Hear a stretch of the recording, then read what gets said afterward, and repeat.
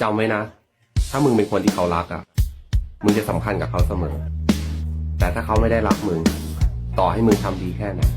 มันก็คงไม่มีความหมายอะไรอยู่ดีถ้ารู้ว่าเขาไม่ต้องการ